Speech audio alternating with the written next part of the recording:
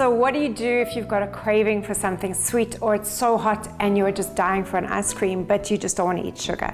There are so many ways around this, and learning to make a good quality ice cream yourself is super, super easy. Once you've learned how to combine some very simple ingredients that you've probably already got in your kitchen, you just won't look back, and you can eat this guilt-free. So what I've got here is a couple of ingredients that's going to benefit you from a health point of view, but also really get to the source of those cravings. There's a couple of techniques that I would love you to be aware of when you're making ice cream, and that is to have all of your ingredients really, really cold, if not frozen, before you start combining everything. So I've got 3 chopped up frozen bananas here, which we're going to pop straight into the blender. Now, whether you're making a conventional ice cream, you're going to want to make sure that everything is really smoothly combined, because you don't want any lumps and bumps in your ice cream, especially if you want to fake a gelato out of healthy ingredients. I can promise you that your guests won't even know the difference between this and something that you bought from a shop if you just follow the rules.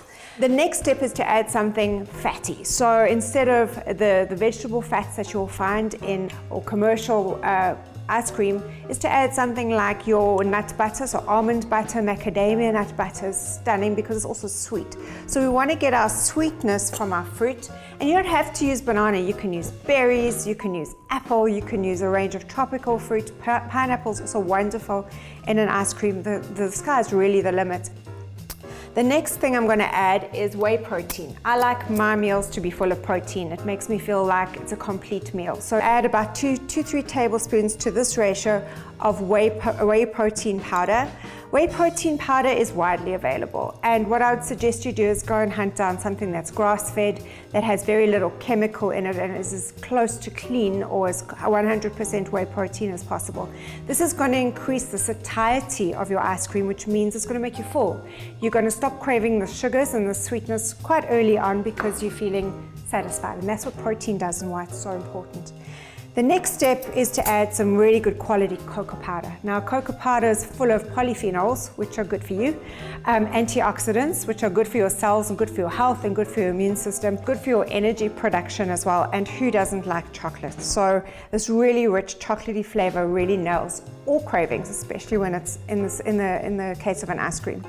The last thing I want to add is you can either use coconut milk, coconut cream, or almond milk, just to give it some viscosity, so it blends really nice and smooth. So what I'm going to do now is pop the lid on. We're going to blend this until it's the consistency of a smoothie.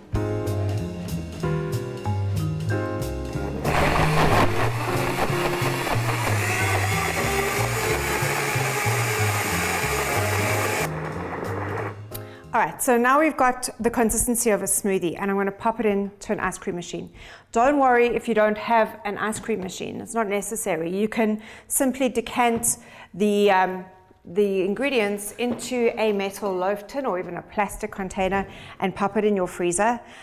What you will need to do if you want a really creamy ice cream is to take it out probably every 30 minutes and give it a stir. And the reason for that is we want to introduce air into the ice cream, and by stirring it every couple of minutes, every 30 minutes or so, what you're doing is you're breaking down those crunchy ice crystals. So I've got my ice cream machine ready. I want to pour in my ingredients, and the best thing to do is do it in small batches unless you've got a professional grade ice cream machine. Most of these things only take small batches. And this is looking absolutely delicious. It looks like cake batter. And already it smells like chocolate ice cream, so it's really faking it desperately well. Okay. So what I need to do now is just clip on my attachment. And the first thing that goes in is the paddle. So we're going to stick that straight into the bowl. So all of these machines have different ways of working, but essentially what it's going to do is just keep the ball rolling and keep your ice cream stirring.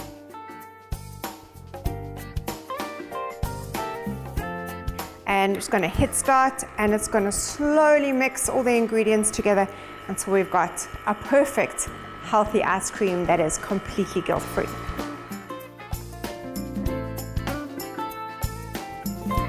So bear in mind, to make an ice cream takes about an hour to 2 hours, depending on how frozen or how icy cold your ingredients were to begin with. So if you're going to make this for guests, or you just don't do it in a hurry, you've got to give yourself adequate time. And how will you know when it's ready is when it looks and tastes and feels like ice cream.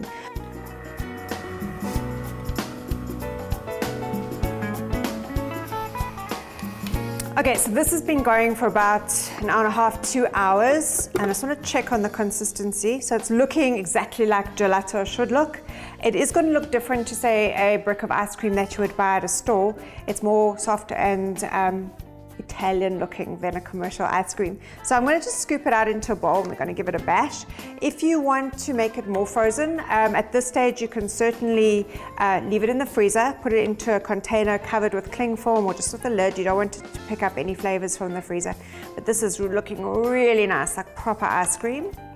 And it's super sticky and absolutely divine.